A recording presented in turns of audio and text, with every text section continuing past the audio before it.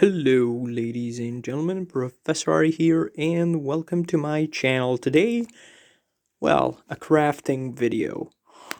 Last night, I started making, well, a samurai armor using, metal plates, right? I think it's plates, right? Thin metal sheets, right? And I used these bad boys. So today I'm making the other arm, and that's basically day 2 of me making samurai armor. Yeah. Okay, here we have two things. I'm gonna try and put it on my hand. It's gonna be tough. So basically this goes here, and this part, right, you can see it comes on top. There'll be like 2 screws or two some kind of stitching things that will make it, move the arm. Yeah. But hello, back to this again. So I made 2 holes right now with my drill that has 30 years. And I found a new thingy.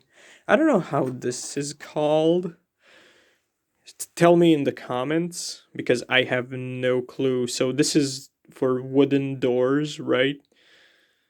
It holds the door onto the, like, so they can open and close, right?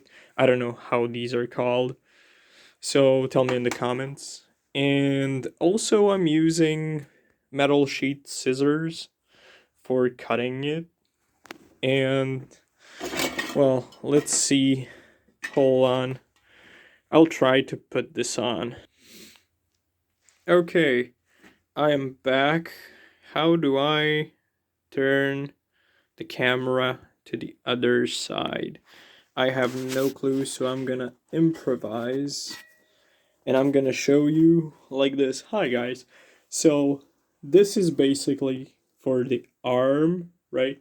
I hope you can see it.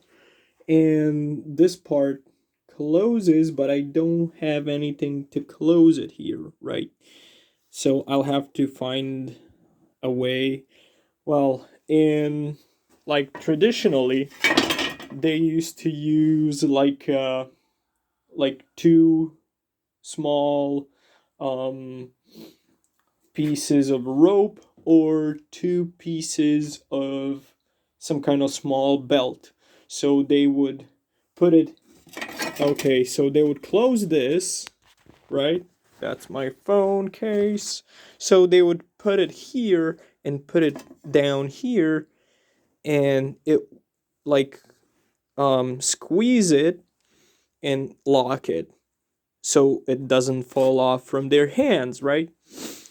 So that's how they used to do it, but I'll try and, like, if I don't find any other way, I'll do it the same way. Like I'll put small belts here and just,